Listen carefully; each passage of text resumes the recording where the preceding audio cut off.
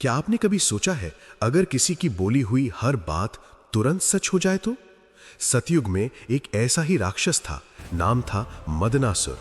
उसने सृष्टि के रचयिता ब्रह्मा को कठोर तपस्या से प्रसन्न कर लिया और वरदान मिला वाक सिद्धि, यानी उसके मुंह से निकला हर शब्द अटल सत्य। बस फिर क्या था, मदनासुर ने अपनी जुबान को हथियार बना लिया। जहां श्राप दिया वहां विनाश हुआ, जहां कहा नष्ट हो जाओ वहां सब खत्म। पूरी सृष्टि कांप उठी, देवता भयभीत हो गए। तब पालनहार विष्णु ने निर्णय लिया, अब इसे रोका जाएगा। लेकिन समस्या ये थी, सीधा युद्ध असंभव था, क्योंकि वो राक्षस कुछ भी बोलकर ब्रह्मांड का संतुलन बिगाड़ सकता था।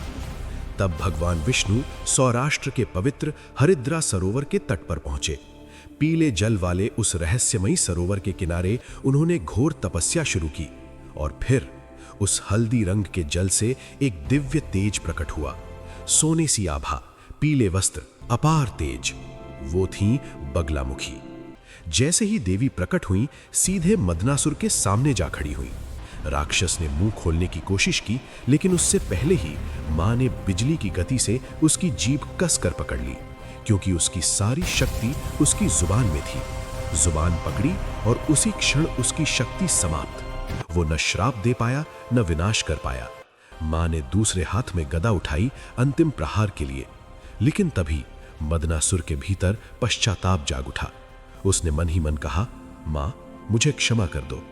मां बगलामुखी का हृदय करुणा से भर गया।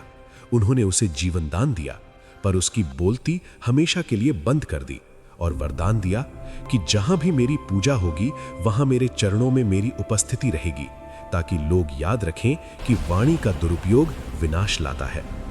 यही कारण है कि मां बगलामुखी को शत्रु वाक स्तंभिनी कहा जाता है, जो शत्रु की जुबान और बुद्धि को स्थिर कर देती हैं। अगर आपको मां की इस अद्भुत लीला पर विश्वास है तो पूरे श्रद्धा से लिखें, जय मां बगलामुखी।